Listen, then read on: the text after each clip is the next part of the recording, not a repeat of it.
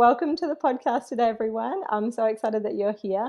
And I've got a wonderful guest today, Santhiya, who is actually a good friend of mine, but she's doing like amazing things in the world. So I really wanted to bring her onto the podcast and hear her story of how she's really connected to more freedom in her life through practicing breath work and through mothering her children. There's a whole story there. So we're just going to sort of go through her story and hear a little bit of inspiration from her of how she's really used rebirthing breathwork to bring more into her life and help her live more in the present moment.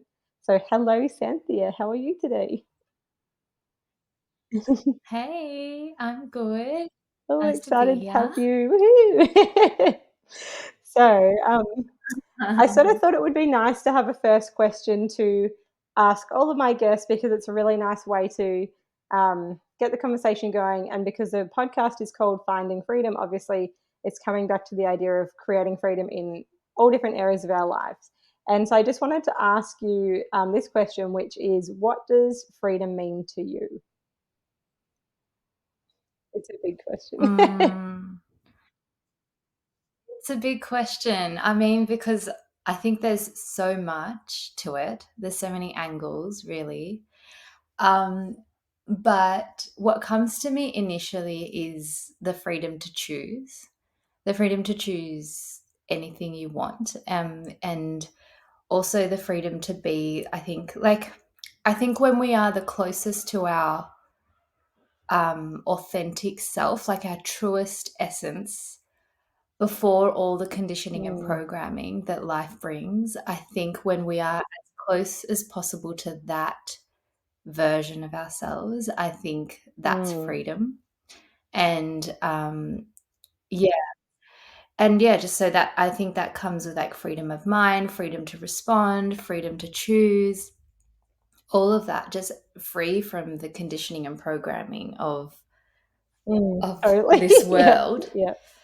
Um, Yeah, that's really beautiful. I totally feel you on that. yeah, and I think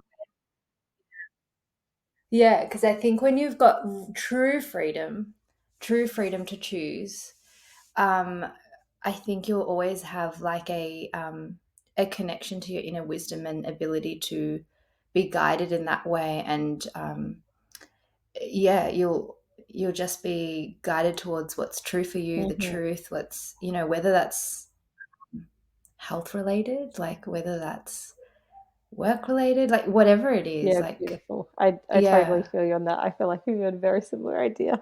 Um, and in relation to Yeah. that, like I know you've had a really big journey in the last sort of few years. I guess we'll go through this in a minute, but you had a professional career as a physio, sort of working more in the city, and then and you're also a mother, so you've got three beautiful little children, and you've had like a big journey from that. I guess living more in that, what would you call it? A bit more of a mainstream sort of world, I guess, through Yeah. um, through to where you are now with the breathwork. And so I'm just wondering if you can take us on a little bit of a journey as to even maybe before that, where through your life as to how maybe you weren't feeling like you had access to this freedom and these free parts of yourself, and how your journey sort of taken you from where you were before and your discovery to breath work and really led you to where you are now. Because when I look at you, I see some amazing transformations. Um, you've got three beautiful children. Two of those were, you know, more traditional hospital births, I guess, and you've recently just like fully gone the other way and free birthed your third beautiful baby, and that's like absolutely amazing. So even that, like, I know people would love to hear more about that because it's super inspiring. But if you can just take us back, I guess, as far as you want to go, and as deep as you want to go, but just really give us that journey so we can see the path that you've been on. Because I feel like for a lot of people, it's sometimes they see people where they are now and they think they've got it all sorted and they've like, that's just how it's always been. But pretty much most of the time everyone has a story and that's not actually what has happened. And so it's really great for people to be able to see where you've come from so that then they can also feel that they have the capacity within themselves to really bring change into their own lives, and it's super inspiring. So if you could take us on a bit of a journey, that would be amazing.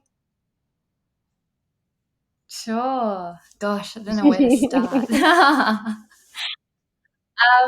Well, if so pre like what year would it have been? 2021, like, is when I came to breathwork. So if I use that point of like what was life like and how I was experiencing life, I would say I thought I had everything, like, and I had everything mapped out, and I was exactly where I dreamed of being. So and I followed a very mapped out path. So I thought I was doing Mm. the right thing, and I very much followed like the good girl path of just doing everything I'm supposed to do, and which meant that I had done 12 or 13 years of traditional schooling, and then went on to university, completed a degree, and then worked, worked as a physio, and then worked up the ranks to um, work in a specialized field. And I was working at the Children's Hospital in Melbourne, and that was like my dream job in that career. Um, I had a partner. We'd been together. We got engaged. Then we got married. Then we bought a house. Then we had kids. Mm. Like, just like everything I'm supposed to do. And so I thought, like, this is it. Like, I'm just living the life. Everything's going perfectly. But I think, as a lot of mothers could probably relate with, like, when you have children, it really catalyzes Mm. something for you. And with each of my children, I mean, I went on a big journey each child. And when my daughter was born, I felt like I went through a lot of mother wounding stuff, and worked through that stuff, but still in a pretty, like, I guess, like, mainstreamy traditional way, I would say. Then when my son was born, um, a year after he was born, I don't know what, like, it's like something I can't quite explain what was kind of driving this desire for change, or something was missing, or I just would describe it as maybe like spirit was guiding me or something. And I I just started to get glimmers of, like, oh, imagine if I could live a life like this, and imagine if life was like this, imagine if I could live near the beach. Or I definitely had, like, concerns popping up about sending my children to school. I didn't like the way school looked nowadays, but I just didn't know.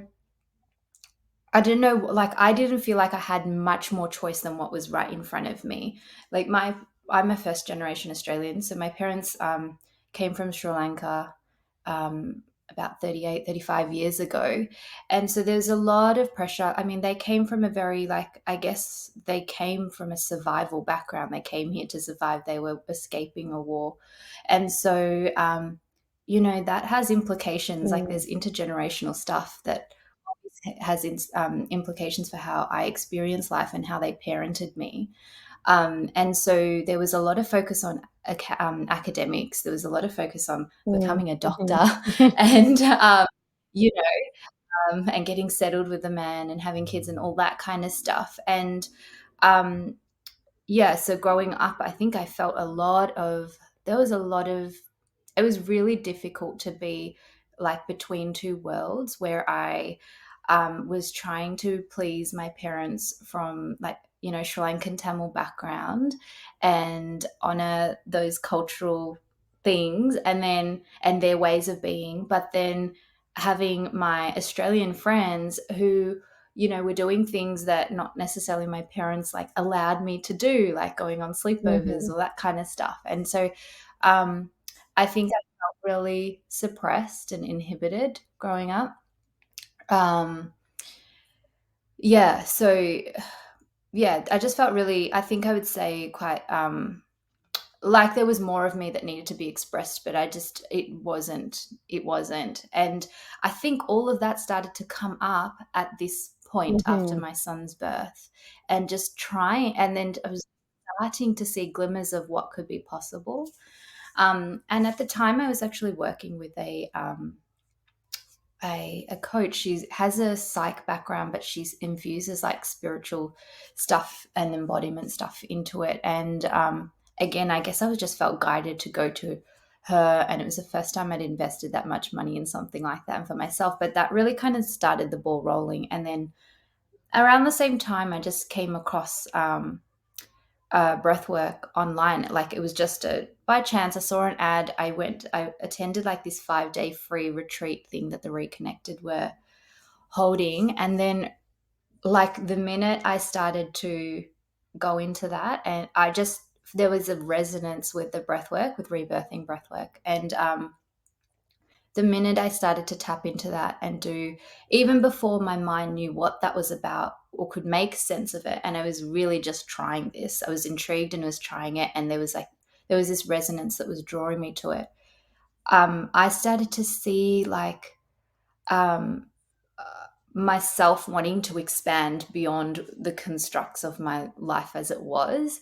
And things were actually starting to change around me in small ways, like just the way I was relating with my husband, or the way I could even kind of consider an option of maybe moving or consider sending my children to a different kind of school. Like before, those thoughts just would not have, like, it just wouldn't have even come up for Mm. me. And so I just started to follow those little nudges, and yeah, that really kind of in so this the type of breath work I practice is called rebirthing breathwork mastery. And the founder Alec says that, when people get into rebirthing breathwork, their spirit is nourished, and they eventually get to a point where their spirit can fully be expressed in its most authentic self. And I would describe that that's exactly Mm. how it played out and has been playing out. Um, um, yeah, because there was a lot of reprogramming and deconditioning from the level of my body that was occurring during breathes through sessions that I was doing, that was really enabling me to come to a place now where I was really free to choose from my truth, as opposed to all the other stories that I was coming from and reacting from different places. um, yeah, and so I decided to move. Used to live in the northern suburbs of Melbourne, so I decided to move towards the Surf Coast, which is like an hour and a half away from my family, and it was a really big deal because I've Mm. lived there the whole my whole life. Even though I got married, I only lived a couple of minutes away from my parents, and I was really we had like I was very enmeshed with my family and my sisters, and so it was a really big deal to move, but we moved. And we also decided to send our kids to the Steiner School here, which is, a little bit different to the mainstream schools. And again, that was a big decision. Um, and before that, around time of COVID, that was also another time where I really was able to, I think, just be my truth and just honor that, and not people please or do stuff that I thought I Mm. had to do. And so some of the choices I made at that time, that my practicing got a little bit limited, and I eventually decided to step away from it for a little while and went down the line of I then did my practitioner training in rebirthing breathwork. Um, yeah, and so now I'm a practitioner in rebirthing breathwork mastery, and yeah, it's just I guess it's such a creative tool for me now, where I really can from a place of what's true for me, what, like, my authentic self is being expressed moment to moment. um and that looked like also choosing the path of free birthing a few months ago. So, yeah, like you said, my older kids were born, in a very traditional mainstream type of way, in the hospital, in a public system, and that's just all I knew. Like, I just thought that's the only way you could give birth. And having, I was working in a hospital Mm. system at that time as well. My births were super smooth. Like, there was no dramas really. And as much as I felt in my power giving birth to my first two, when I started studying rebirthing breathwork, I started to learn about birth imprints and birth patterns. And that started to really shift some stuff for me. Um, and birth imprints are basically about, when essentially about the imprints that are left, and maybe like decisions or core beliefs that are formed at our birth, that we form during birth based on the circumstances and experiences. And those imprints can essentially keep playing out in life and directing the way we respond and relate in life, or like through our adulthood, um, until we become like consciously aware of what they are. Like, for example, like you could have decided that or like say like your mum got sick, she had to get taken away at birth. You might have decided at that point that that was your fault, and therefore, or in life, continue to think that everything's your fault when someone's upset or hurt or whatever. Or I don't know, like there's so many different decisions that people could make, bubs can make. But anyway, when I started to learn about this, I started to feel a lot of guilt Mm. around the way I birthed my births too, even though they were really smooth, uncomplicated births. There were things like, oh, I wish I didn't cut their cord that early. I wish that I was the first to hold them. I wish that my daughter wasn't put on the scales to be weighed straight away. Like, like all these little things that I realized, I wonder how they had experienced it at the Mhm. Yeah. time. And it really kind of started me off on the trajectory of free birth and a wild pregnancy. Like, um, and yeah, and then when I was pregnant, I guess, I just took every day as it came, and I just kept going back to the breath to guide me. And um, when when you start to practice this style of breath work quite consistently, your intuition really, I think, gets really refined, and I was just able to really feel a real deep connection to myself and my baby, and just kept making my choices and decisions based on that. So that looked like me not having any scans or having any medical input throughout the pregnancy, and like I was the whole time, trying to decide, am I going to have someone there? Am I going to have a doula there? Am I going to have a midwife there? Is there going to be a friend there? I was really open. And that's the thing, like, again, like, I think that what RBM has gifted me is that constantly having the choice to choose and not feeling like, well, I'm just going to be completely radical and do something because Mm. that's the way to go. Like, always coming to, well, what is true for me? I don't have to, do something to fit in this box or that box. It's just what is right for me constantly, and coming from that place constantly. And eventually, like quite late in the pregnancy, deciding, oh, actually, I think it's just going to be me and my husband and the kids. And that's how it panned out. And it was just amazing. It was so expansive and just, Did it, yeah. being able to have this birth, the free birth at home, that was very much within your power. Obviously we have to go with the process of the birth and the labor, but was very much like in your way of choosing. Did it feel to you like there that did some healing around your previous births, or was it more just um, it allowed you to feel like this time like you were just, I guess, more informed and were happy that you were able to do things the way you had this time? Yeah, I think the latter, because like I said, the births were pretty smooth with my first two, and it was just more Mm-hmm. around the choices that I made that I felt like I didn't know differently, and I couldn't have chosen differently.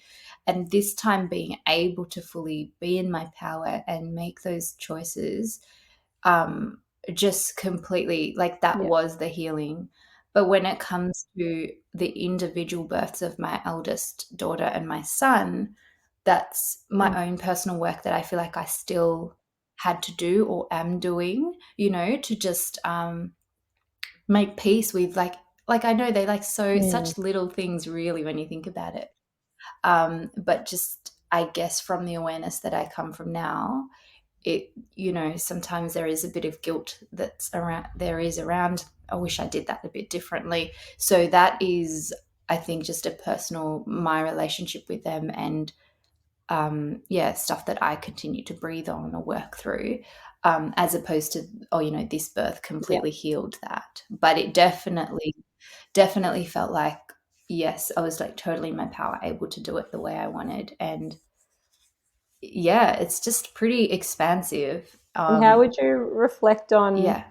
do you feel like because of the way you did things with this birth, with the free birth, with your youngest daughter, that it meant that your postpartum experience was different to what you had with your older children?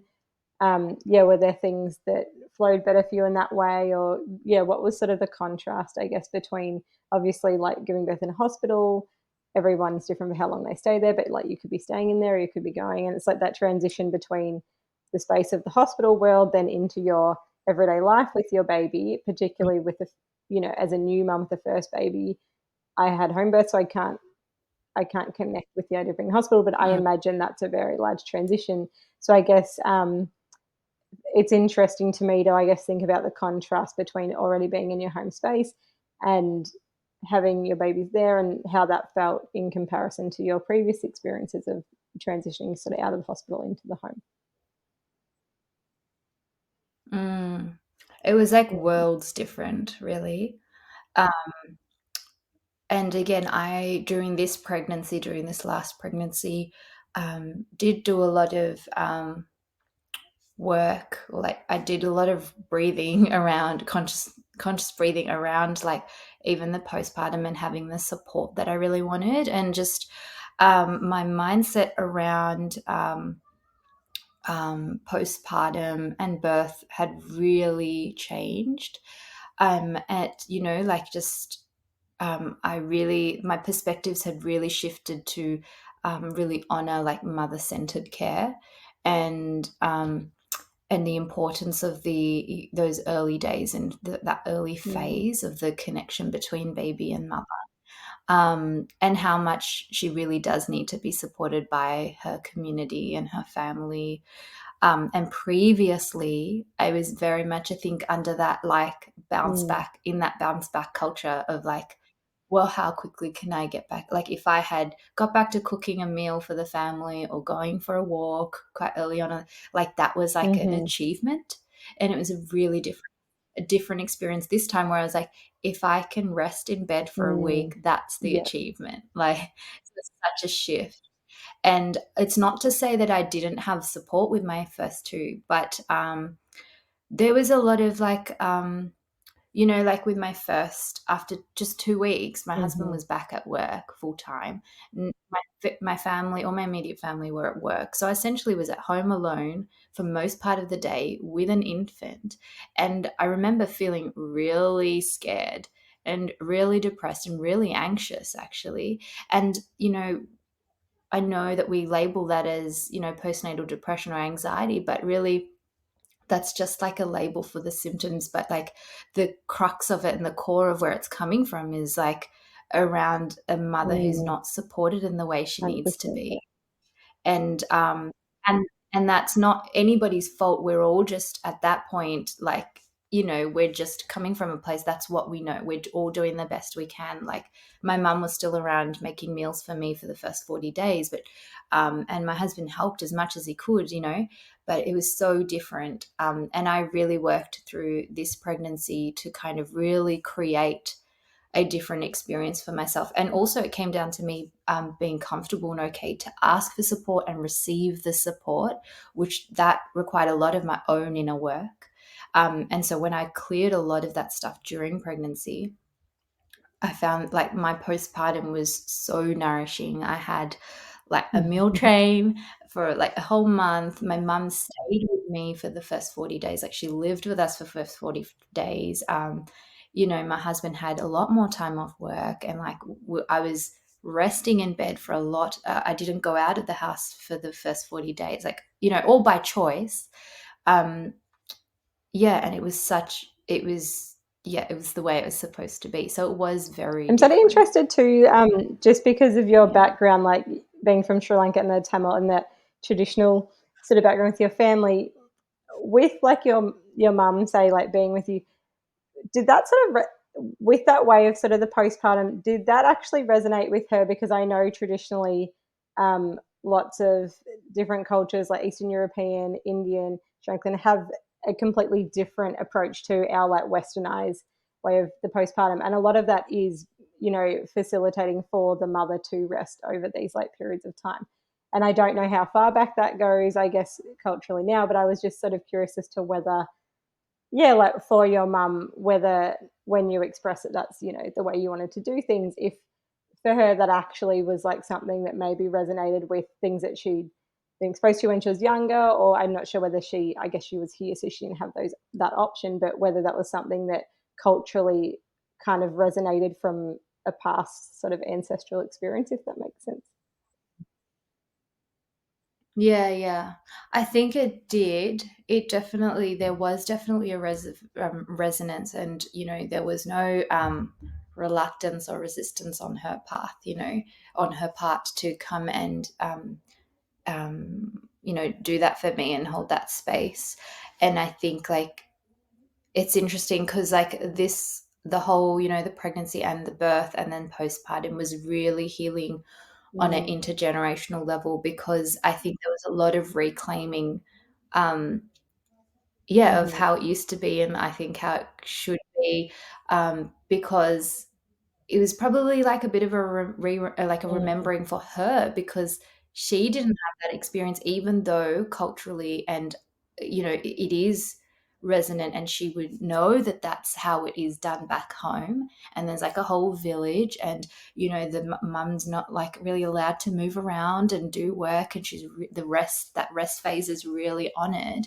But when she came to Australia, she had no support, and she was telling me during that time with me, she was like, wow, like it was so different when I had you, because it was just you, like it was just me, and she didn't have anybody to support her. And exactly the same, like my dad was at work, and like she was telling me about how she was washing clothes by hand and cloth nappies and Mm. all that, and had no support whatsoever. And um, so when she was able to step up and do that for me, I think that was a real, like, yeah, just a That's reclamation beautiful. That's so of that. beautiful. Because I imagine too, it must be so difficult Yeah. because, you know, I guess the reason that they had come to Australia in the first place is based around, you know, wanting to create more opportunity and freedom in their lives and for their children. And it's something you know, it's sort of that looking to the Western culture and ideals as being, you know, another way or a freer way. But it's interesting because so many of us now who um, have lived in sort of our Western culture and have, you know, of those cycles, are looking at things that we have created and seeing that it's actually not like that in a lot of ways, and it's caused a lot of restriction, and then are looking back to these more traditional approaches to all areas of life, but particularly around like birthing and mothering. So it's a very interesting, I guess, thing to think about, that, you know, coming here and for freedom, but then realizing maybe down the line that a lot of things are actually taken away from you as well. And it's that realizing that there's strength in where you've come from, and maybe there was so much beauty and wisdom within these traditions that maybe when you sort of shift culture, you kind of want to step away from because you're entering into this, you know, sort of new way of living. And it probably has that whole cycle and can take a long time to really realize and connect with maybe what is powerful from your own lineage and your own ancestral line. So yeah, it's really beautiful to hear that story for your family. Mm, mm, And I just want to talk to you a little bit more about the rebirthing breathwork. So when I hear you speak about it, it's just, I guess, understanding the different capacities in which you can use it. So obviously, I hear you speak about it in a way where you're, yeah, like clearing programs, patterns, whether that's from even pre-birth. I'm assuming like we can go to like womb level, through to, you know, like childhood, all sorts of yeah, that. But it also seems like there's an element to it where I've sort of heard you speak about before. It's almost like um, almost a way of like manifesting and creating things within your reality through the breath work as well. So just wondering if you could speak a little bit, yeah, um, to people about how the different ways that you can use the breath work, and even give some more examples of how you might have used it in your own life, and to, I guess, Mm. give us that like depth of understanding to how, because I feel like it is um, quite a dynamic um, practice that has so many facets to it. So I'm just interested to hear a little bit more about those. Yeah, yeah. Well, in terms of manifestation, like I've definitely used it for manifesting, my reality, or my preferred reality. And it kind of ties into the Mm, clearing the programs and patterns, because like when you think about it, I think, we all have the potential to live like our desired lives, and like, to be fully abundant and prosperous, and just be totally creative agents in our life. But what stops mm, us from doing that?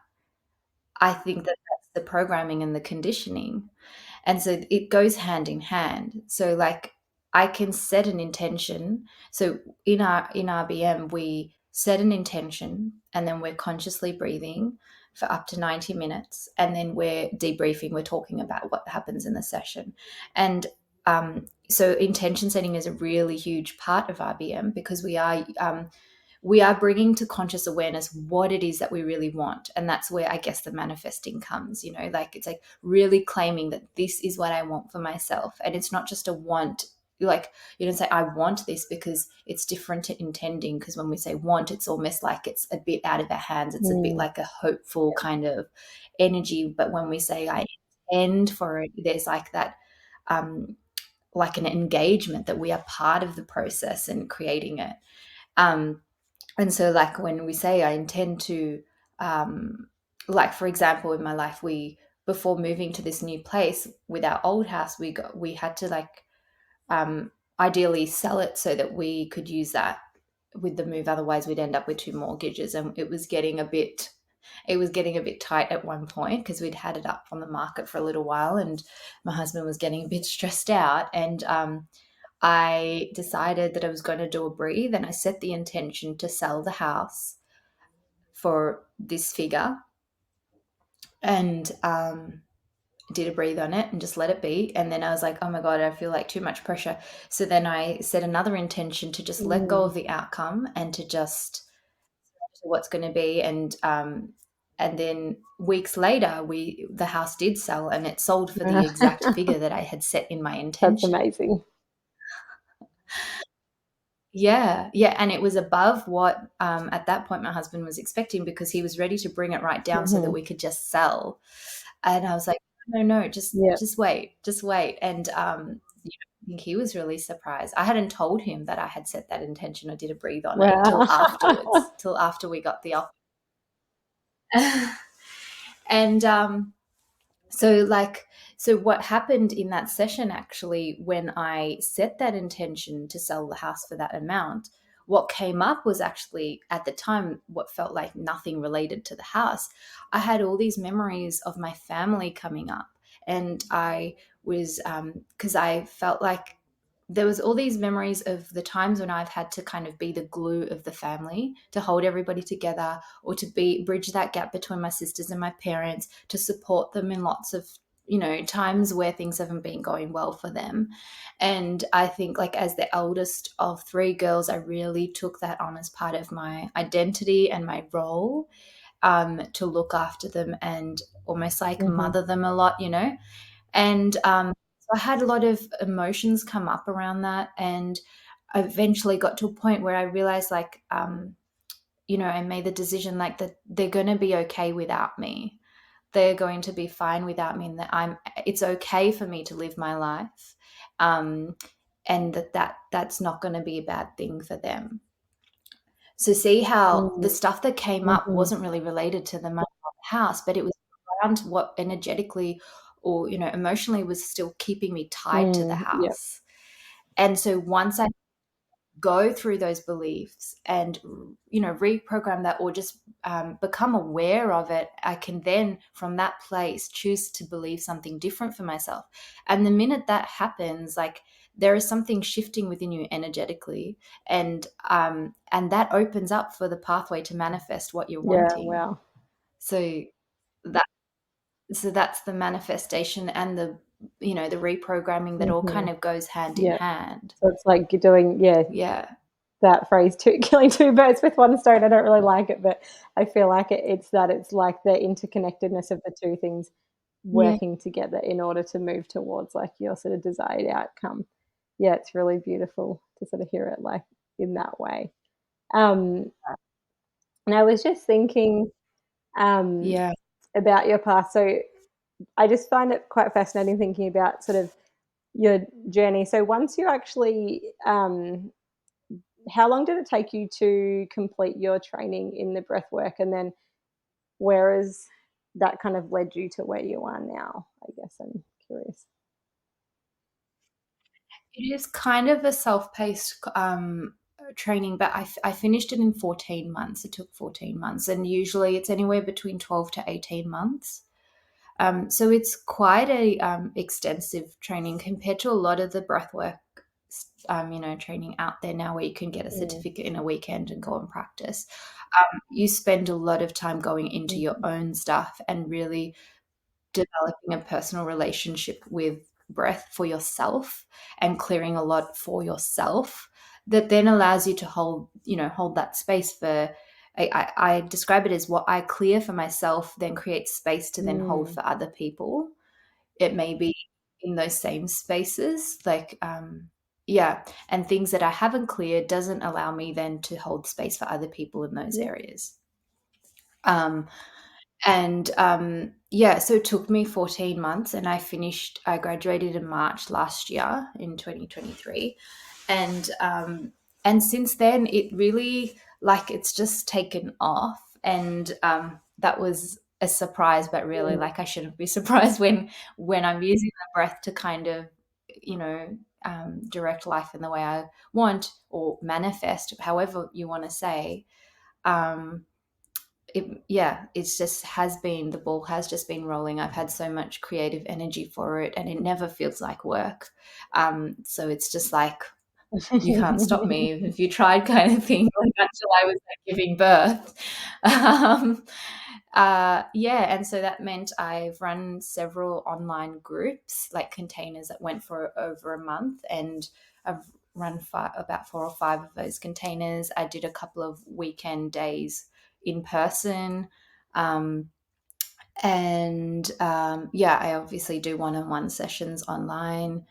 And I've also gone and co-facilitated at retreats with the School of Breathwork, which is the school I studied under, with my teacher, and that was up in UK. So I've gone and done 3 retreats, or co-facilitated 3 retreats. The last one being with my, at the time, 10-week-old no, child. Yeah, so just like completely immersed in it, really. yeah, it's amazing. And Yeah, and when you mm. look, if you can take yourself back to that, place when you were living what you thought was like your ideal life at the time, I just found it really interesting about could you have ever imagined yourself being in the place where you are now?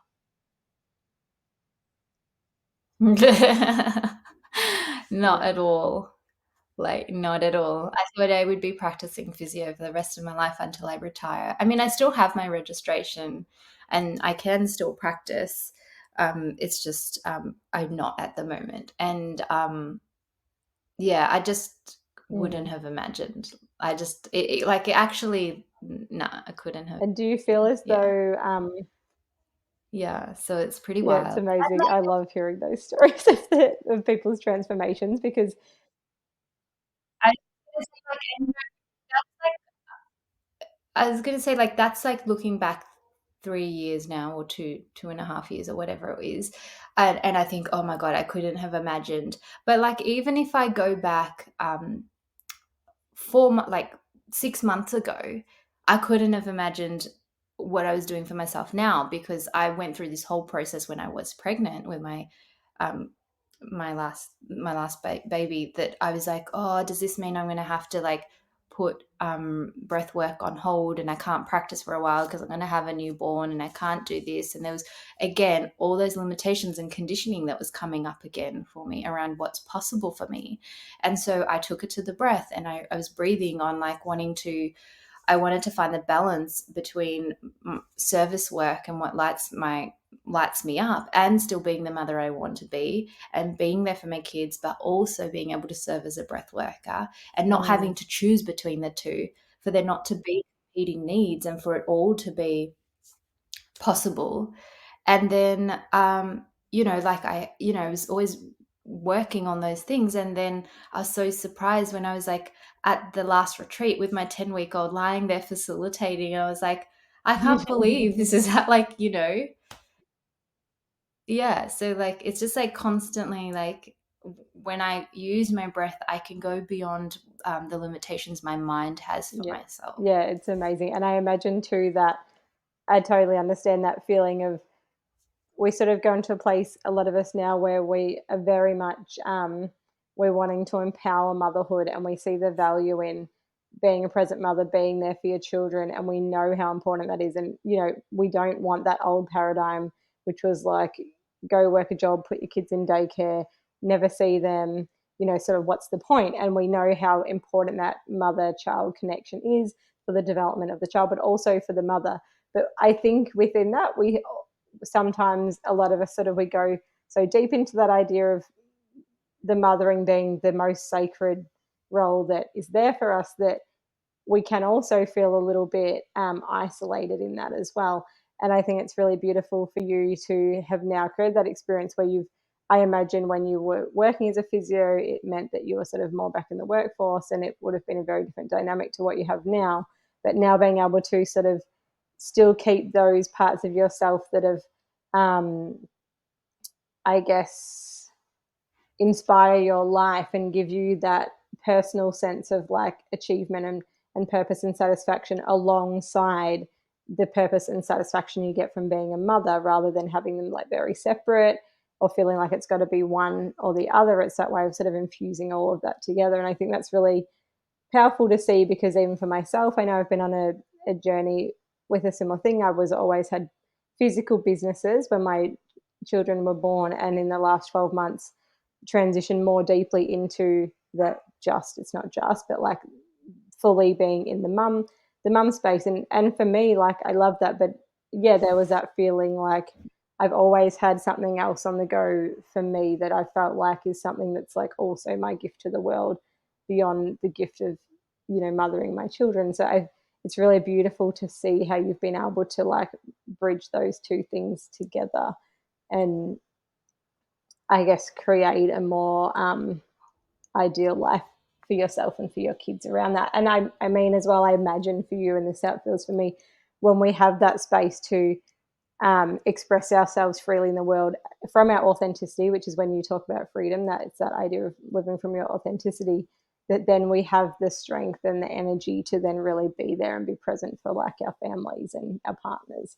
So yeah, I'm assuming that's where it's how it's felt for you. Mm. Yeah, for sure. And I just sort of thought there's one last thing. I'm wondering if I know that the rebirthing is quite a big process, but I'm wondering if you have just a little tip or something that we could offer to people listening or who are watching, of a way that they can connect with the breath in like more of a moment where they're just needing to kind of bring themselves back to themselves. So more like, I guess, it's more like an SOS type thing, or something that you can that we Uh-huh. could just sort of do together as just a very simple little practice, or something that you could, even something to I guess, for people to be able to understand in a more embodied sense what you're doing when you're Mm. um, taking people on these journeys, whether it's just like a snippet of like what you would do in a larger process, or what the actual the breath movement is like, something like that. If you have anything that you would be able to offer, it'd be awesome. Um, yeah, well, interestingly, like I do. I have done sometimes. Like when I think about like in the moment, have I ever like sat down to, do deep breaths or whatever? Probably as it probably surprises you when I say as a breath worker, actually probably not, not as much in the moment. But there's definitely like a technique that stuck with me that I learned through the reconnected, which was the Hmm. left nostril breathing. Like when you're feeling really anxious. And you just need to kind of cool down and come back to like a centered, grounded place. Um, and that's just essentially putting a finger on your right nostril and then just breathing in and out slowly through your left nose for a few minutes or however long you have. So if like your kids are going wild and you're about to crack it and you just don't have any capacity, like that's something that you can do. Um, but in terms of the breathwork style that I do, the conscious connected breathing, that's just like if you just had like 15 minutes, like people do like 15-minute breathes and get so much out of just 15 minutes, can go on Mm. major journeys and go really deep in just 15 minutes of just sitting down or lying down and consciously breathing in and out through your nose. And it's just a fuller than Hmm. usual Wow. breath. So, breathing in and out of your nose, and you're just trying to breathe into your belly, like just filling up your chest, um, and connecting the breaths if that feels okay. Um, but you don't even have to have the connection. You can just focus on taking fuller than your usual breath, nice big belly breaths in and out through your nose. You can set a quick intention like, how do you want the day to go? I want the day to, I intend for the day to flow easily, for my kids and I to have moments of pure joy and bliss and like really be in our love bubble and enjoy each other's company. There's my intention. Just notice what's happening in your body as you're doing it, because it is a body and breath process, and we really do use our body sensations to guide us and give us information during the session. And then you're just breathing that way for 10, 15 minutes and then be Oh, off that's on your amazing. way. And it feels to me like so much of it is about actually having that space and that time to be fully present and return to yourself and your true self deeply to be able to then, I guess, Mm, connect with what's missing or what doesn't serve you anymore. And it's that going through that whole process. Yeah, it's really amazing. Um, yeah. We say that in RBM that everything that comes up in the session is related to mhm, your intention. So there's like sometimes a misconception that the breathwork means that you have to find your own little space and be able to mhm. set aside that time to lay and breathe and do a session. And I think that can be a bit Yes. of a deterrent for a Yeah. lot of busy mums, like where am I going to find that time to lie down and breathe without being interrupted? And so that's not the case at all. Like, so if you were laying down, you've set your intention and you're just breathing and your Mm. kids are jumping on you or they're coming and interrupting you, let that be a part of your process because it will be related to your intention Yeah, that's somehow. amazing because that's like one of my like usual um I guess, deterrence when I'm thinking about a lot of different practices that I want to incorporate into my life. There's always that thing that sits there that's like, if a lot of the times there's things that you feel like you want to do or you should be doing, but it feels like another thing that you should be doing. And then you've got to try and fit it in around your family and around your kids. And then it actually just becomes overwhelming because you're like, how am I even going to do this? And then it sort of puts you off. And for me, definitely, I felt that with different approaches to breath work. I'm like, oh, I need to have this time where I can like set aside, have this, little cave quiet space, which I'm already struggling to find that time in my life anyway.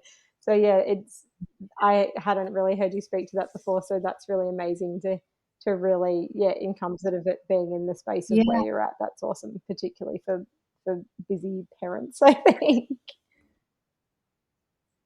because it's really cool the way it when you come into a breathe, there's like the environment and the circumstances will magically set up to give you exactly what you need and for you to get in touch with the exact stuff and material that you need to get in touch with in order to move towards your intention Mm, coming to fruition. So if it meant that you set an intention like that, and then you spent 15 minutes breathing with your kids annoying the crap out of you, being with, I'm feeling so annoyed, I'm feeling smothered, I don't have any space, and really amplifying that is exactly what is releasing that pattern from your Yeah, wow, life, that's awesome. which then creates.